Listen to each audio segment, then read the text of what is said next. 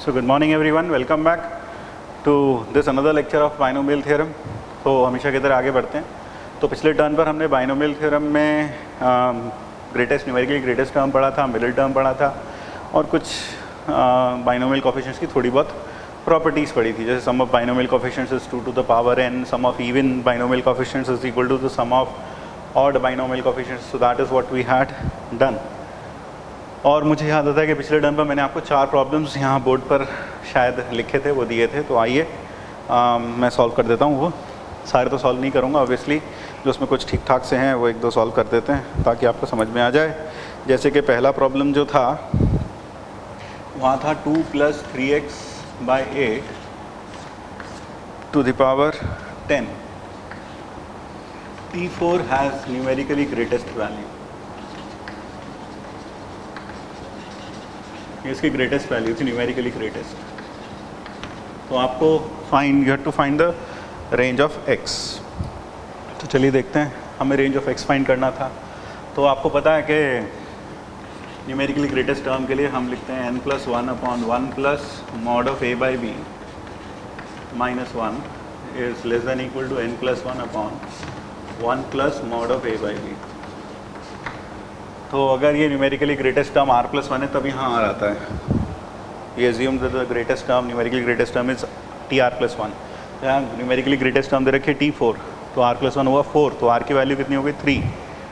तो 3 is less than equal to 11/1 + a to 16/3x modulus is less than equal to 11/1 + 16 by mod 3x minus 1. So पहले हम इसे solve कर लेते हैं. So it will be 11/1 + 16 by mod 3x is less than equal to 4. So 11/4 minus 1 is less than equal to 16 by mod 3x. ऐसा आ जाएगा. So this will be 7/4. 7/64 is less than equal to 1/mod 3x. तो यहाँ से अपने पास आ गया mod 3x should be less than or equal to 7/64. So here we get x should be mod x should be less than equal to, उल्टा हो जाएगा, ये 64/7 हो जाएगा. This will be 64/7. तो अपने पास आ गया 64/21. तो x की वैल्यू आ गई 64/21 से लेकर -64/21. क्लियर है? ये आ गया. अब इधर आ जाते हैं. Let us solve this. So in this case we will have, आप याद करें क्या आ जाएगा, इट इज़ mod 9x. ये हो जाएगा 3 + 48 by mod 3x is less than equal to 11. तो ये हो गया 8 इधर आकर, तो ये हो गया 6. आई होप ये क्लियर हो गया होगा. हम क्रॉस मल्टीप्लाई करा हमने, तो यहाँ हो गया 3 + 48 by 3x. तो अगर आप चाहें तो ये 16 लिख सकते हैं इसको वापस. तो ये 3 उधर गया, तो mod x is less than equal to, आपके पास greater than equal to आ गया. जरा सोच लो फटाफट. ये 8 से 2, तो mod x is greater than equal to 2. यानी x की वैल्यू या तो -∞ से -2 यूनियन 2 से इन्फिनिटी. So that is it.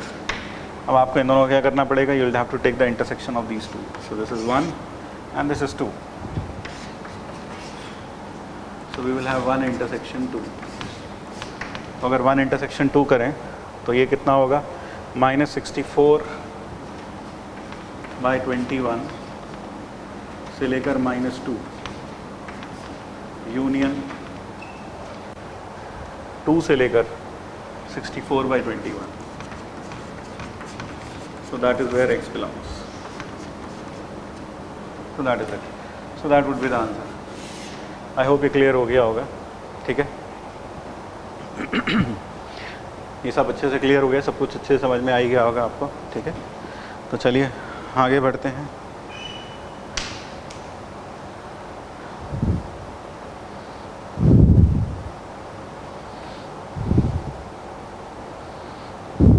अगला प्रॉब्लम जो दिया था, इसमें कोई दिक्कत अच्छे से देख लें एक बार। मैं 2 सेकंड के लिए 5-7 सेकंड के लिए पीछे हट जाता हूँ, आप आराम से देख लें इस प्रॉब्लम को।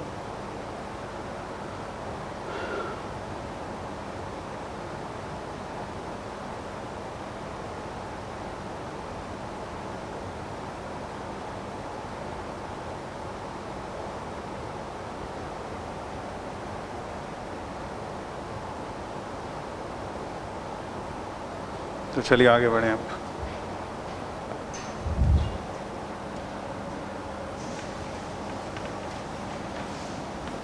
You have to find the, उसमें कुछ ऐसा दे रखा था कि it is known that sixth term is the greatest term, find the possible integral values of n। मेरे ख्याल से उसका आंसर आता है 49, 50, ऐसा कुछ करके आंसर आता है 49, 50 से लेकर 59 तक। So the answer to the second problem that I gave you, ये आप खुद कर सकते हैं। Answer to the second is 49, 50 से लेकर 59 तक। So that is the answer. तो कर लेंगे आप, इतना मुश्किल नहीं था। फिर थर्ड प्रॉब्लम और फोर्थ प्रॉब्लम। थर्ड प्रॉब्लम भी आसान था, सिर्फ मैनिपुलेशंस थी। वो था x की पावर 2/3 प्लस x की पावर 1/3। थर्ड का आंसर 168 आता है। और फोर्थ में आपको दे रखा था 1 + 3x + 3x² + x³ that becomes 1 + x का होल क्यूब। और तो इसलिए 1 + x की पावर बन जाएगा 45, और उसमें x की पावर 9 का कोफिशिएंट बताना है, तो 45C9 आ जाएगा आंसर। तो वो भी कुछ खास मुश्किल नहीं है। तो आई होप अब ये हमने सब डिस्कस कर दिया है, तो अब आगे बढ़ते हैं। तो ठीक है, लेट अस मूव अहेड।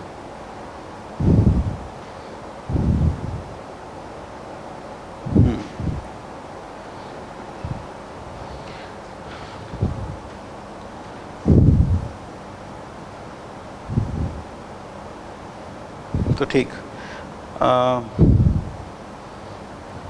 मैं आपको प्रॉपर्टीज़ और बाइनोमियल कोफिशिएंट्स में कुछ प्रॉपर्टीज़ ऑलरेडी बता चुका हूँ। आज कुछ और प्रॉपर्टीज़ हम बताने जा रहे हैं। तो remember those properties also. So will be studying some more properties of binomial coefficients today. ठीक है, तो देखो सबसे पहली जो प्रॉपर्टी हम पढ़ेंगे वो ये,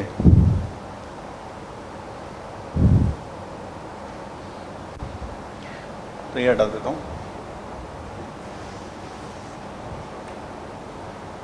से वी हैव NCR। कितना होता है भाई ये होता है n factorial upon n - r factorial अब into r factorial. So that is what we have. तो अगर मैं इसको लिखना चाहूँ r+1, तो मैं क्या करता हूँ, इसे ऊपर तो r+1 से मल्टीप्लाई कर लेता हूँ, नीचे n+1 से। तो मैंने क्या करना चाहता हूँ, मैं यहाँ पर एक r+1 फैक्टोरियल बनाना चाहता हूँ। तो नीचे r+1 और ऊपर भी n+1। So what I have done is I have multiply divided by r+1 and similarly I have multiply divided by n+1। अब देखो ये और ये टर्म मिलकर हो जाएगा, नीचे हो जाएगा n - r का फैक्टोरियल इंटू r+1 का फैक्टोरियल, और ये वाला टर्म और ये वाला टर्म मिलकर हो जाएगा n+1 का फैक्टोरियल और into r+1 upon n+1. So from here we get this is nothing but n+1 CR+1. It is r+1 upon n+1 and that is equal to NCR. तो अगर आप NCR को r+1 upon n+1 से multiply करते हैं, r+1 से multiply और n+1 से डिवाइड करते हैं, तो 1 यहाँ इंक्रीज़ हो जाएगा और 1 यहाँ इंक्रीज़ हो जाएगा। So this is another important property. फिर इसी को अगर मैं दोबारा लेकर चलूँ, if I take this again NCR, अपने पास कितना था n factorial upon n - r factorial into r factorial. अब मैं चाहता हूँ यहाँ r की बजाय r-1 फैक्टोरियल बनाना, तो n - r फैक्टोरियल। ये अच्छे समझ में आ गया ना, ये क्या बन गया इतना पार्ट, ये बन गया n+1 CR+1। आप देख सकते हैं ये r+1 और ये दोनों का डिफरेंस है, इसलिए n+1 CR+1 बना, ध्यान रखें। इसी तरीके से यहाँ पर ये n - r फैक्टोरियल है, मैं यहाँ r-1 फैक्टोरियल बनाना चाहता हूँ, तो r-1 फैक्टोरियल 1/r, तो ऊपर क्या लिख देता हूँ n - 1 फैक्टोरियल इंटू n। तो खुद देखो ये क्या बन गया n/r it is n minus 1 CR minus 1. So that is NCR. That is another important property. Okay, that is how if you multiply it by n divided by r, तो एक यहाँ कम हो जाएगा, एक यहाँ कम हो जाएगा. तो अगर आप एक यहाँ बढ़ाना चाहते हैं और यहाँ बढ़ाना चाहते हैं तो उसे मल्टीप्लाई करना पड़ेगा r plus 1 upon n plus 1 से. और अगर आप एक यहाँ कम करना चाहते हैं, यहाँ कम करना चाहते हैं तो मल्टीप्लाई करना पड़ेगा n से और डिवाइड करना पड़ेगा r से. तो remember these two properties of binomial coefficients. ठीक है, चलिए आगे बढ़ें. और फिर हमने वो तो पढ़ ही लिया कि n C r upon n C r minus 1 is n minus r plus 1 upon r. तो वो तो हमने पढ़ लिया था अच्छे से. ठीक है, तो ये कुछ इंपॉर्टेंट प्रॉपर्टीज़ थी. तो चलो देखते हैं.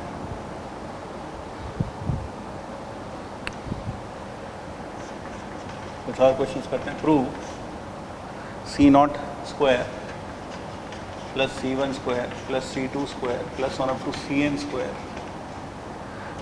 Is equal to 2nCn. ये आप याद भी रखें. This is important result, you should remember this. तो चलिए let us prove this result.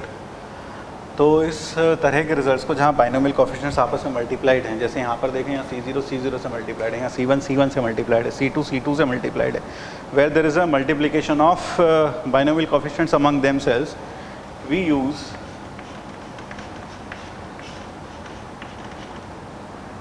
This profile 1 plus x to the power n. बोलो कितना होगा? C0 C1x C2x square plus C3x cube plus CnXn, यही होगा. और एक बार मैं एक्सपेंशन लिखता हूँ x प्लस 1 की पावर n का. तो ज़रा बताओ क्या आएगा? It will be C0 x to the power n plus C1 x की power n minus 1 plus C2 x की power n minus 2 plus C3 x की power n minus 3 plus Cn x की पावर 0. कुछ नहीं आएगा. अब आपसे अगर मैं पूछूँ when are two polynomials equal, आप कहेंगे two polynomials are equal if they are first of all of the same degree, and the second important thing is the corresponding coefficient of various powers of x on both the sides are equal, then the two polynomials px and qx will be equal. तो क्या बोला? दो polynomial equal कब होते हैं? जब उनकी degree same हो और कॉरस्पॉन्डिंग पावर्स के जो कोएफिशिएंट्स हों वो दोनों साइड पर इक्वल होने चाहिए. Then the two polynomials will be equal. तो अगर ये और ये, इसको हम ऐसे और ऐसे रिप्रेजेंट कर सकते हैं. If I multiply 1/2, that is this is the first polynomial and this is the second. So what do? I multiply 1 and 2.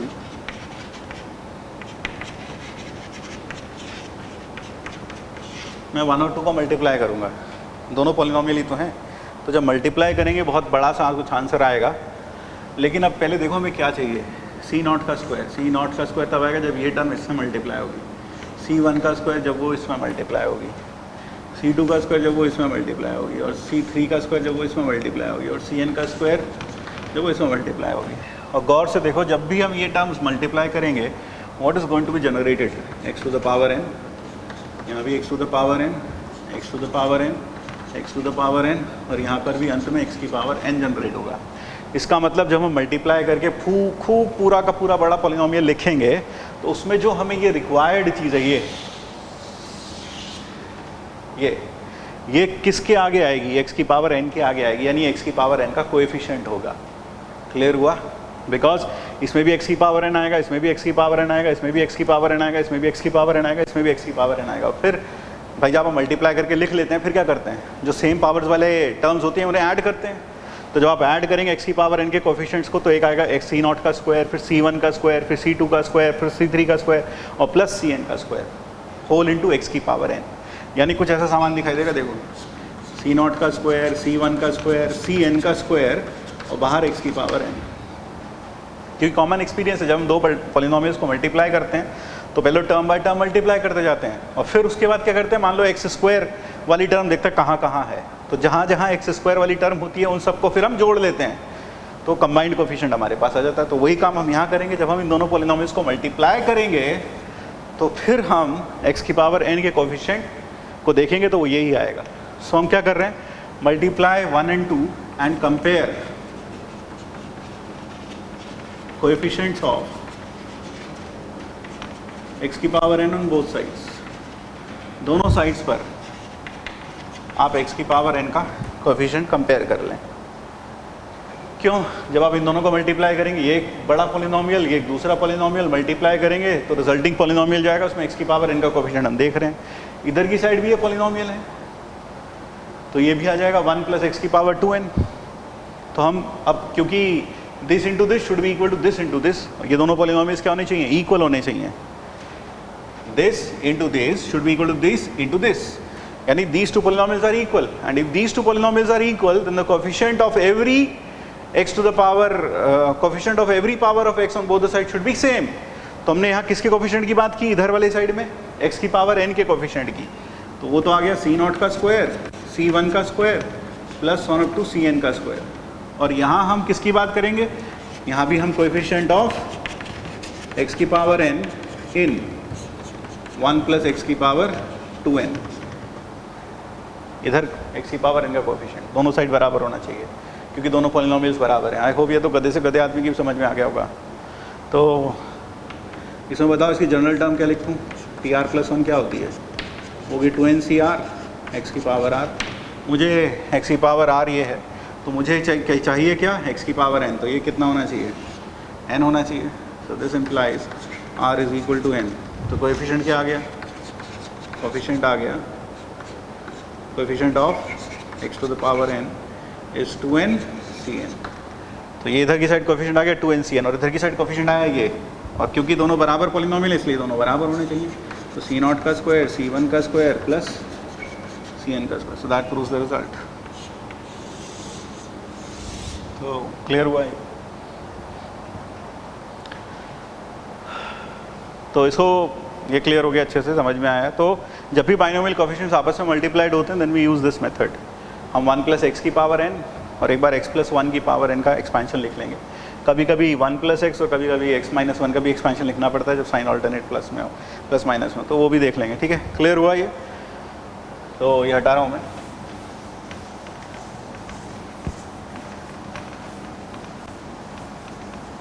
चलो इसको एक दूसरे तरीके से भी करते हैं। Let us do it by some other method. एक तरीका और देखो इसे करने का। तो पहला तरीका समझ में आ गया, ठीक है। उसके पीछे सिद्धांत क्या काम करता है? दो पॉलिनोमियल्स बराबर तब होंगे जब उनके वेरियस x की पावर x के कोएफिशिएंट दोनों साइड पर इक्वल होंगे। It is that principle was behind proving this in the first method. Second method जिसे हम कहेंगे combinatorial method, what we are doing is, suppose we have n boys plus n girls और हमें इसमें से n लोगों को सिलेक्ट करना है, n people to be selected। तो अब आप मुझे बताओ कि अगर n आदमी हैं, n बॉयज़ हैं, n गर्ल्स हैं और उसमें से टोटल आपको n लोगों को सिलेक्ट करना है, तो आप कहोगे कितने तरीके से सिलेक्ट करोगे? परम्यूटेशन कॉम्बिनेशन साथ साथ पढ़ा तुमने अभी। तो इट विल बी 2n/cn। भाई टोटल लोग कितने हैं? 2n, और 2n में से कितने लोग चाहिए? n, तो 2n/cn। But there is another way of looking at it. हम यही काम दूसरे तरीके से भी कर सकते हैं। हमने क्या किया, दोनों को मिक्स कर दिया। टोटल n 2n लोग बना लिए, 2n डिफरेंट थिंग्स हैं, उसमें से n थिंग्स चुननी है तो 2n/cn हो गया। दूसरा तरीका हो सकता है कि हम एक भी लड़का ना चुने, 0 बॉय प्लस n साथ में क्या चुने? n गर्ल्स, तो n/cn। तो 0 बॉय n गर्ल्स। भाई आपको n लोग चुनने हैं, हो सकता है उसमें एक भी लड़का ना है, n की लड़कियां आ जाए। फिर अगला क्या होगा? 1 बॉय n-1 गर्ल। फिर उससे अगला क्या होगा? nc2 2 बॉय n-2 गर्ल्स,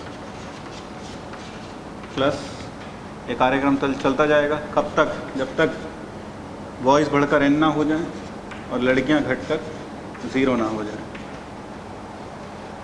तो and result will be same, क्योंकि टोटल आपको n लोग सिलेक्ट करने थे। n लोग सिलेक्ट करने तो क्या क्या केसेस बन सकते थे? 0 बॉयज़ n की n गर्ल्स, फिर 1 बॉय n-1 गर्ल, फिर अगला केस क्या बन सकता था? 2 बॉयज़ n-2 गर्ल्स। समझ में आ गया होगा यार। नाउ दिस इज 2n/cn ये क्या हो गया, NCN, NCR वाली प्रॉपर्टी लगाओ, ये वाली प्रॉपर्टी मालूम है ना, NCR is equal to NCN minus R। तो इसमें NCN वाली प्रॉपर्टी, NCR वाली प्रॉपर्टी लगाओ तो ये हो जाएगा NC0, so this becomes NC0 का स्क्वायर, प्लस ये NC1 NCN माइनस 1, तो दिस बिकम्स NC1 का स्क्वायर, प्लस NC2 का स्क्वायर, और लास्ट में NCN का square. So that proves it. So that is the proof by combinatorial argument.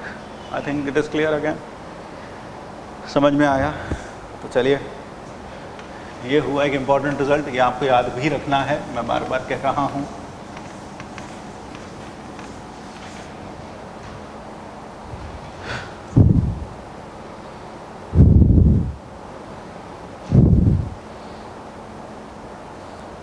Evaluate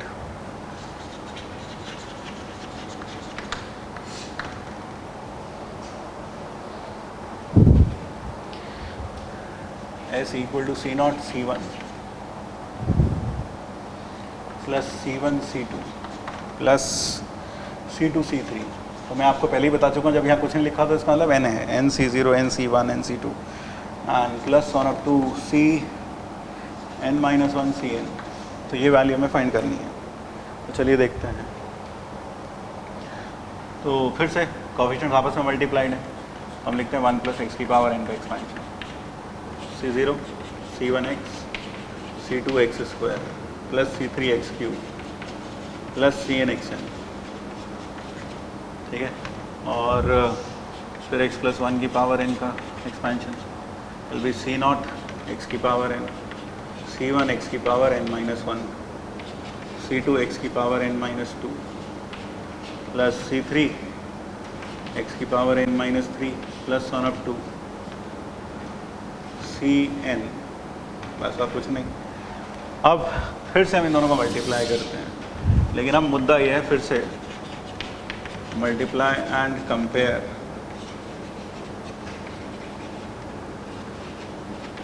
coefficient of, अब वो देखो किसका कोएफिशिएंट कंपेयर करने पर ये आ जाएगा, वो तब आएगा जब ये इससे मल्टीप्लाई होगा, पावर आ रही है x की पावर n माइनस 1, फिर ये इससे मल्टीप्लाई होगा x की पावर n माइनस 1, देख लो n माइनस 2 इंटू एक्स, तो n माइनस 1, फिर अगला आएगा जब ये इससे मल्टीप्लाई होगा, ये भी x की पावर n माइनस 1 से पावर आएगी इसमें x की, और लास्ट तब आएगा जब यहाँ पर मैं इसके एक टर्म और लिख लेता हूँ पहले, Cn minus 1 xn minus 1 plus Cn x की power n, and last time it will be generated when this is multiplied to this, so that is x to the power n minus 1। तो क्या करें, multiply and compare coefficient of x की power n minus 1 on both sides.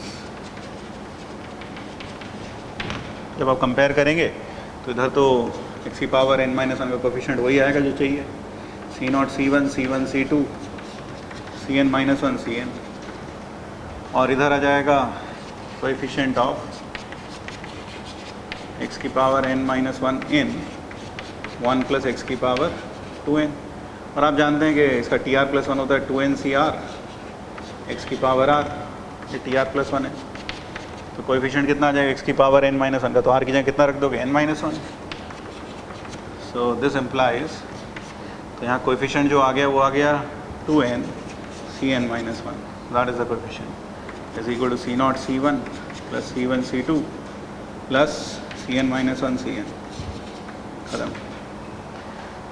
दूसरा तरीका combinatorial तरीका होता है, क्या ले लो n boys n girls and suppose you have to select n minus 1 persons, तो फिर से करेंगे तो यही आ जाएगा, कर लेंगे आराम से हो जाएगा। तो चलिए अगला देखते हैं।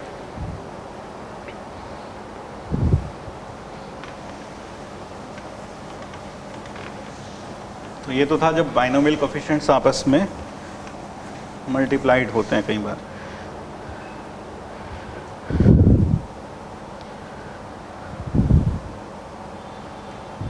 चलिए अगला देखते हैं। थर्ड इज इवैल्यूएट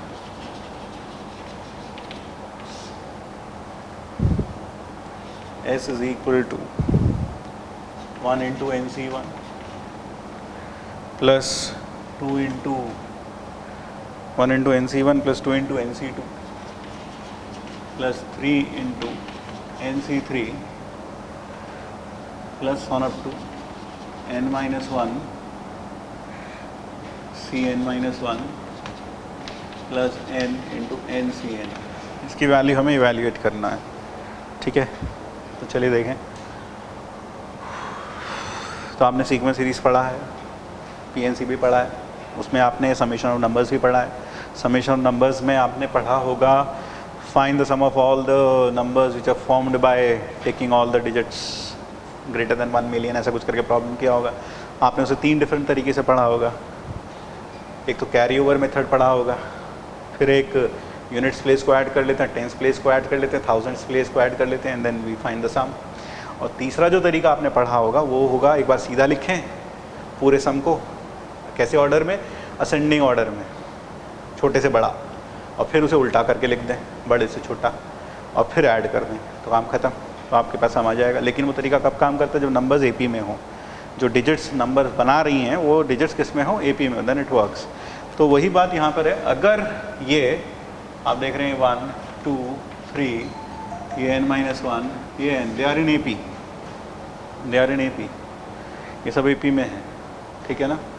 तो आप क्या कर सकते हैं इसमें, आप फिर से s को लिखें उल्टा करके, रिवर्स करके। ठीक, लेकिन एक चीज़ और ध्यान रहे कि जैसे यहाँ NCN है, तो जब हम रिवर्स करके लिखेंगे और ऐड करेंगे तो ये NC, क्योंकि AP की प्रॉपर्टी क्या है? AP की property sum of equidistant terms from beginning and end are equal. उसी बात का हम फ़ायदा उठा रहे हैं यहाँ पर। आपको पता है ना, sum of equidistant terms from the beginning and end is always constant in case of an AP। तो ये AP के टर्म्स हैं 1 2 3 n माइनस वन और n। ठीक है ना? तो ये हमेशा सम कैसा रहेगा? सेम रहेगा। जैसे मैं अगर इसको ऐड करूँ तो n प्लस वन आएगा, फिर इसको ऐड करूँगा तो n प्लस वन आएगा फिर से। ठीक है ना? आप देख रहे हैं इन दोनों को ऐड करके n प्लस वन आएगा। तो इसलिए उल्टा करके ऐड करने पर क्या होगा? ये सम हमेशा कांस्टेंट आएगा, कॉमन आ जाएगा, और अंदर से कॉम्बिनेटोरियल कोफिशिएंट्स बचेंगे। समझ में आ रहा है मैं क्या कह रहा हूँ? थोड़ा बहुत खोपड़ी के अंदर न्यूरॉन हो गए तो समझ में आएगी मेरी बात, मैं क्या कह रहा हूँ। तो ये और ये n प्लस वन, फिर ये और ये जुड़ेगा तो भी n प्लस वन, तो कांस्टेंट टर्म जनरेट हो रहा है। लेकिन वो n प्लस वन तब होगा जब ये 1 और ये n जुड़ेगा, और वो कब जुड़ेगा? जब ये NCN कॉमन आएगा या NC1 कॉमन आएगा। लेकिन NC1 और NCN बराबर नहीं होते हैं। तो then how do we overcome this? तो हम क्या करते हैं, समझ में आया क्या कह रहा हूँ? ये 1 और n जुड़ेगा तो n प्लस वन आएगा, फिर ये n माइनस वन और 2 जुड़ेगा, फिर n प्लस वन आएगा। लेकिन क्या ये जुड़ पाएंगे? क्या ये जुड़ पाएंगे? नहीं जुड़ पाएंगे। क्यों नहीं जुड़ पाएंगे? अबे NC2 और NCN माइनस वन बराबर नहीं होते, तो कॉमन नहीं आएगा, कॉमन नहीं आएगा तो ये दोनों अकेले नहीं बचेंगे ब्रैकेट के अंदर, तो जुड़ेंगे कहाँ से? क्लियर है? तो इन्हें जुड़ने के लिए ये जो कबाब में हड्डी है, इस हड्डी को निकालना पड़ेगा। तो मैं इसे लिखता हूँ 0 इंटू NC0, 1 इंटू, यानी मैं इसी को रीराइट कर रहा हूँ, plus 2 into NC2 plus 3 into NC3 plus n minus one NCN minus one plus n into NCN, ऐसे लिख दिया मैंने। यहाँ मैंने एक टर्म अपनी तरफ से लिख दी, और ये टर्म लिखने से ना तो मेरे डैडी का कुछ जाता है ना आपके डैडी का कुछ जाता है। क्लियर है? Because it is 0। सो अब इसको लिखने का फ़ायदा क्या है? जब मैं इसको रिवर्स करके लिखूँगा, अब देखो क्या होता है, n into NCN plus n minus one into NC1 plus उसके बाद n minus two NC2 plus n minus three NC3, मैं पिछले वाली टर्म लिखते जा रहा हूँ, और ये फिर इधर चिपकाऊँगा, प्लस ये छोटा सा लगाया मैंने, प्लस डैश डैश डैश, ये वाली टर्म लिखता हूँ 1 into NC1 plus 0 into NC0। मैंने उल्टा करके लिख दिया। अब इन दोनों को ऐड कर लेते हैं। Let us add them. So once I add them I get S is equal to 2S is equal to NC0 और NCN इक्वल है। अब कॉमन आ जाएगा, देख रहा है? तो ये दोनों आपस में ऐड हो जाएंगे, तो ये आ गया n इंटू NCN। जब ये दोनों मैं लिखूँगा, सॉरी ये NC, अरे मैंने उल्टा लिखना था यार, ये n माइनस वन है भाई, ये n माइनस टू है, और ये n माइनस थ्री है बंधु। तो मैंने उसको रिवर्स ऑर्डर में लिखा, n into NCN, n minus one into NCN minus one, फिर n minus two into NCN minus two, उल्टा करके लिख दिया उसको, उल्टा। ठीक है? तो ये आ गया। अगला देखो जब इन दोनों को ऐड करूँगा, अभी तो मैंने इन दोनों को ऐड किया, अब मैं इन दोनों को ऐड करने जा रहा हूँ। So if I add them, क्या ये कॉम्बिनेटोरियल कोफिशिएंट बराबर है? हाँ है। तो कॉमन क्या आया? NC, 1 कॉमन आया और अंदर वो n-1 + 1 यानी ये भी n आ गया। और उससे अगले वाला, now I will add these two, इसको और इसको ऐड करूँगा तो फिर से n आ जाएगा और NC2 बाहर आ जाएगा, मतलब NC2 कॉमन आ गया और अंदर n आ गया। और ये कार्यक्रम लास्ट तक चलता जाएगा n तक, NC n तक। देख लो लास्ट में ये NC n तक जाएगा। ये कितना होता है बंधु? NC 0 लिखना था यार ये, ठीक है। तो ये कितना हुआ? 2 to the power n, so that is 2s, so s is equal to n into 2 to the power n-1। I hope clear हो गया। समझ में तो नहीं आया? देख लो एक बार। अब तो ये समझ में आ गया। तो ये कब लगाएंगे? जब हमारे पास कोफिशिएंट्स के आगे कुछ नंबर्स मल्टीप्लाइड हो और वो नंबर्स AP में हो। तो चलो अब इसको करने का लो दूसरा तरीका, तरीके देखो तुम। मेथड 2, पहला तरीका समझ में आ गया ना, दूसरा तरीका देखो। दूसरा तरीका है, हम क्या करते हैं, 1 + x की पावर n का एक्सपेंशन में फिर से लिख लेता हूँ। कितना आएगा? C0 + C1x + C2x² + Cnx की पावर n। आपने d/dx पढ़ा x की पावर n का, फिजिक्स में पढ़ा होगा। ये होता है n × x की पावर n-1, यही होता है, पता है आपको। तो अगर मैं इस x² का डेरिवेटिव करूँ तो 2 आगे आ जाएगा, तो ये हो जाएगा 2 × C2x। तो हम क्या करते हैं, यहाँ आ जाएगा n × Cn, वही चाहिए हमको। तो हम क्या करते हैं, दोनों साइड डिफरेंशिएट करते हैं, differentiate both sides with respect to x। तो यह आ जाएगा n × 1 + x की power n-1 is equal to C0 का डेरिवेटिव 0, x का डेरिवेटिव 1, तो 1 × C1, इसका डेरिवेटिव 2 C2x प्लस, ज़्यादा अच्छा रहेगा मैं n भी लिख लेता हूँ ताकि किसी प्रकार का कोई कन्फ्यूजन ना हो। फिर प्लस NC2x³ रहा होगा, तो 3 × NC3x²। कार्यक्रम चलते चलते NCn x की पावर n-1, ठीक है। अब देख रहे हो आप यहाँ पर ये x है, ये x² है, ये x की पावर n-1 है। तो क्या ये this is an identity? Because एक आइडेंटिटी को डिफरेंशिएट किया तो एक नई आइडेंटिटी बनेगी, हाँ या ना?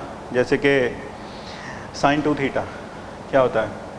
2 sin θ cos θ, डिफरेंशिएट करते दोनों साइड को cos 2θ की नई आइडेंटिटी मिल जाएगी तुझको, ठीक है। तो इसी तरह से क्या बोला, sin 2θ, उसे दोनों साइड डिफरेंशिएट करो थीटा के रिस्पेक्ट में, you will get a new identity for cos 2θ। तो वहाँ से भी डिराइव हो सकता है। तो फिलहाल ये है। तो आप इसमें क्या करें, आप x अनवांटेड है, आपको x नहीं चाहिए, तो आप x नहीं चाहिए तो क्या करो, x को 1 रख दो। जब भी x नहीं चाहिए x को 1 रख दो, कोई फ़र्क नहीं पड़ेगा, ये x बीच में से निकल के गिर जाएंगे सब, ख़त्म। तो क्या बन जाएगा इधर, n × 2 की पावर n-1, और यहाँ क्या बन गया 1 × NC1, 2 × NC2, x ख़त्म हो गया, 3 × NC3, n × NCn। क्लियर हो गया भाई? देख लो एक बार अच्छे से। तो ये दूसरा तरीका हो गया करने का इसको। अब हटाऊं इसको मैं,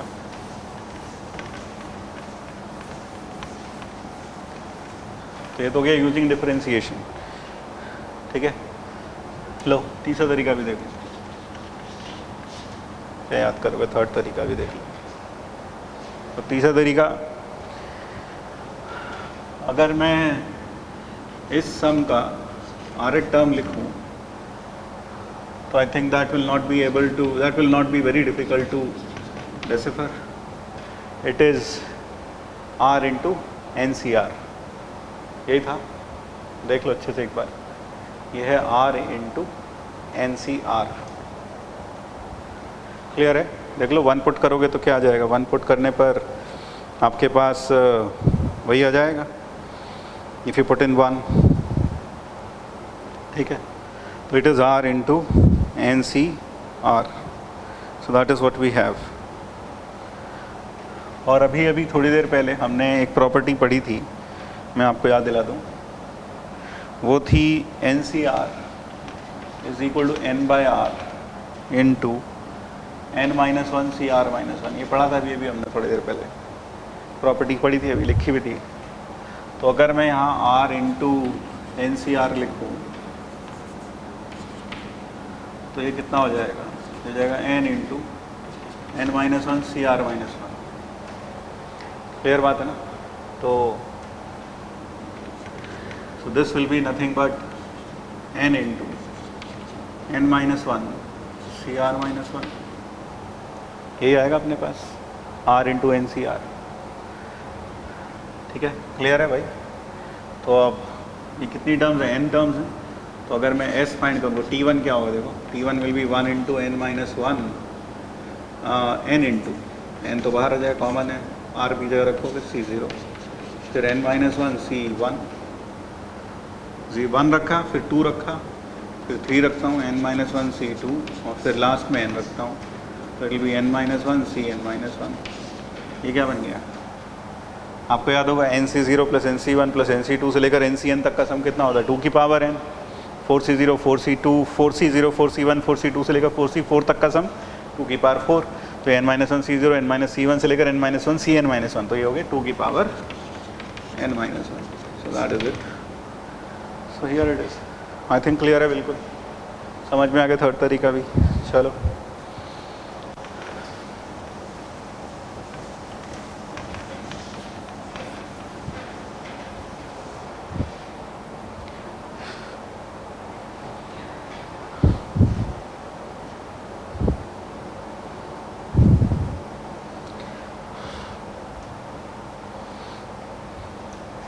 अगला प्रॉब्लम एक और लिख लेते हैं। It is S is equal to one into C zero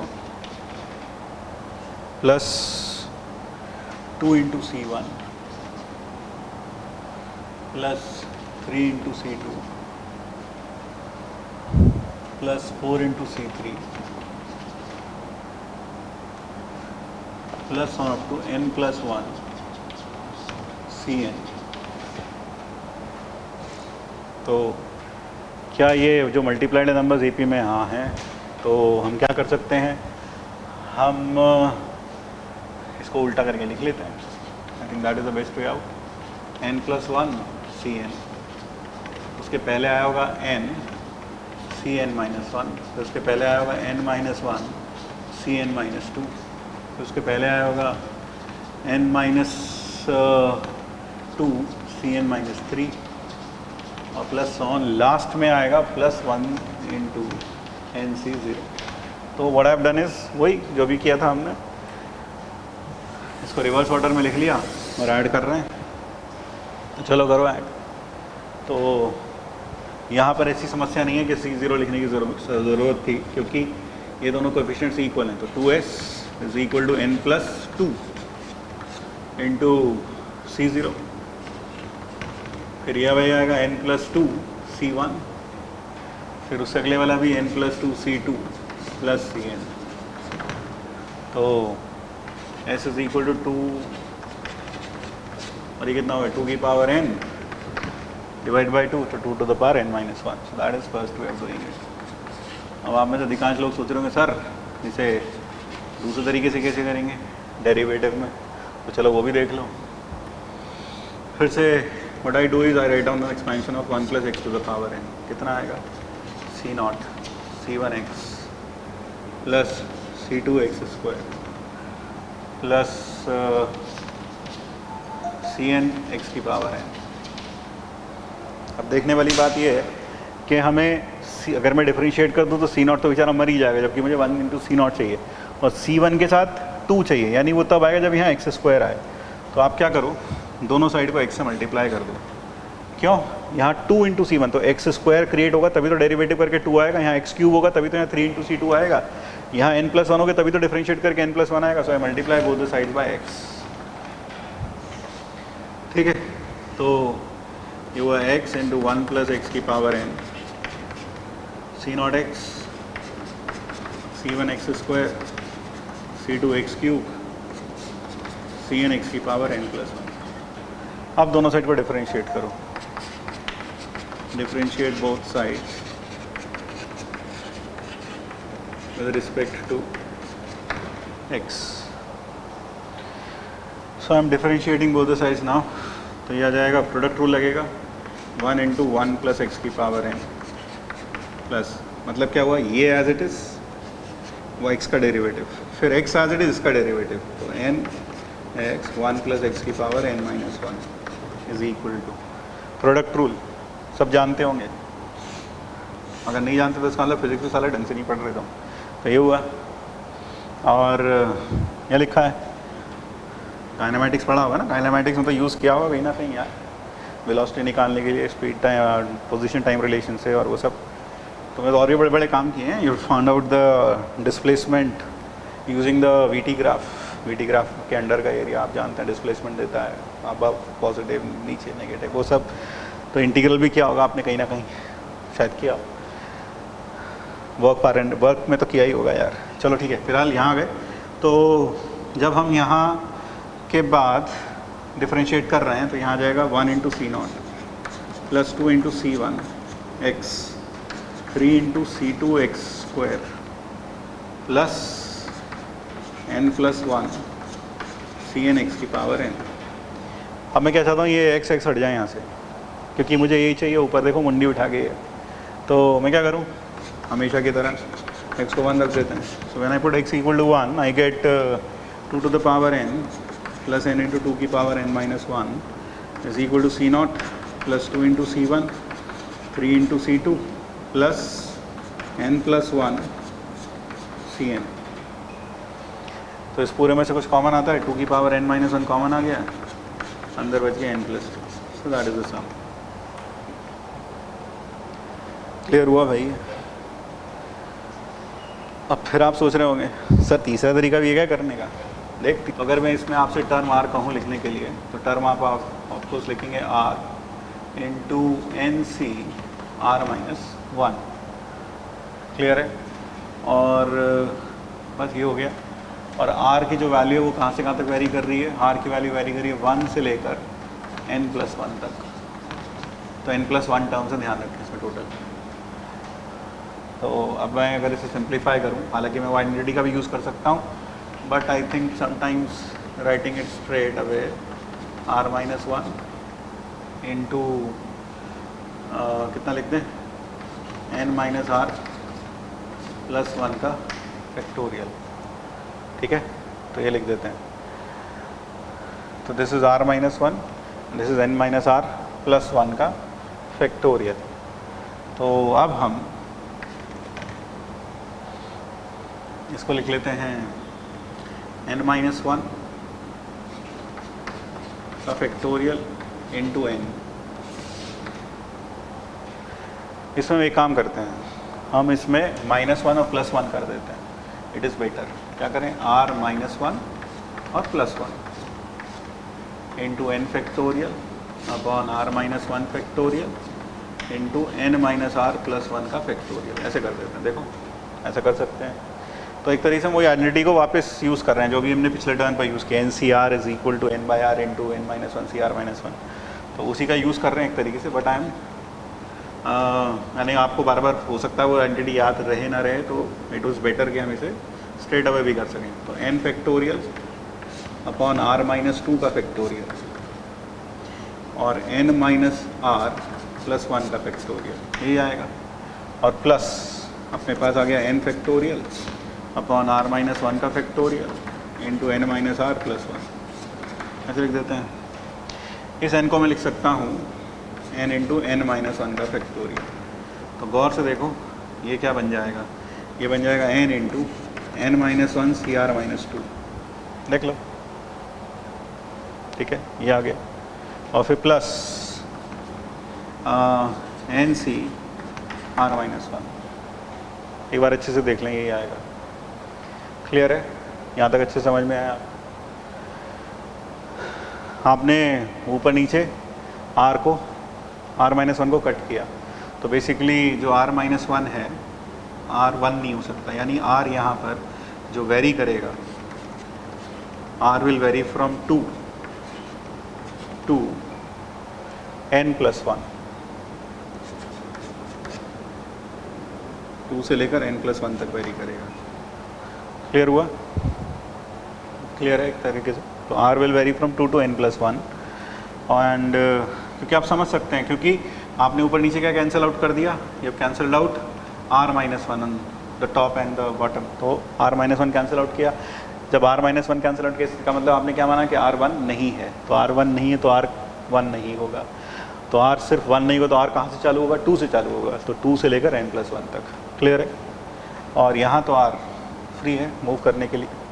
तो चलिए तो S फाइंड करते हैं, let us find out S।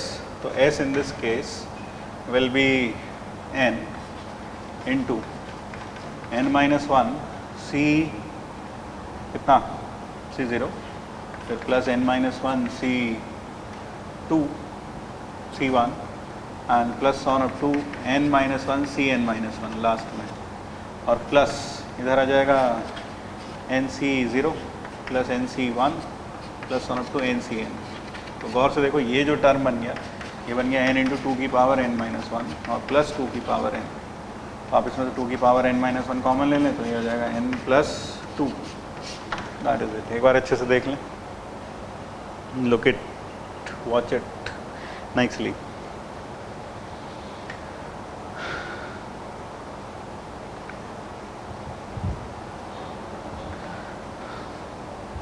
तो ठीक है, आज के लिए इतना ही रखते हैं हम, will keep it till here only.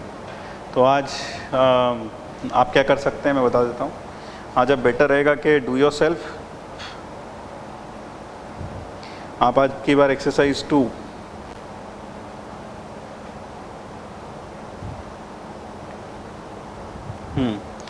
Exercise 2 में आप कर लें क्वेश्चन नंबर 15, ये पूरा कर लें। 16 भी कर लें, पार्ट्स हैं सब में, 5-5 पार्ट्स हैं, तो 15 और 16 पूरा कर लें, ठीक है। और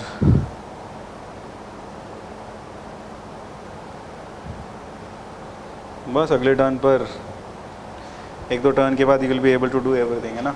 तो बस 1-2 लेक्चर और बचे हैं and then this topic will be over. So thank you, meet in the next video, bye bye till then.